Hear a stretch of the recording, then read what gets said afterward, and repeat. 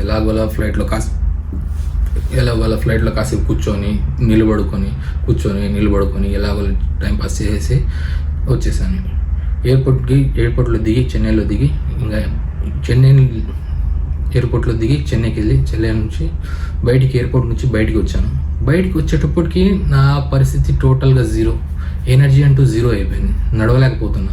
ఎలాగోలా ఇంట్లో వాళ్ళు వచ్చినారు, బండెక్కి బయలుదేరాము. దాదాపుగా మార్నింగ్ 7:30 గంట చెన్నైలో దిగాను.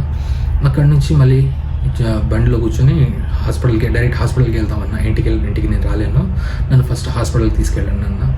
సరే నేను హాస్పిటల్కి బయలుదేరాము. మా ఊళ్ళో ఒక మంచి డాక్టర్, తెలిసిన మా ఫ్యామిలీ డాక్టర్ ఉంటే అతని దగ్గరికి వెళ్ళాము. అతని దగ్గరికి వెళ్ళి పరిస్థితి చెప్పాను, ఇలా ఉంది నా పరిస్థితి, బాడీ పెయిన్స్, వామిటింగ్స్, ఫీవరు ఇంత చెప్పాను. చెప్తే అతను బ్లడ్ టెస్ట్ చేసి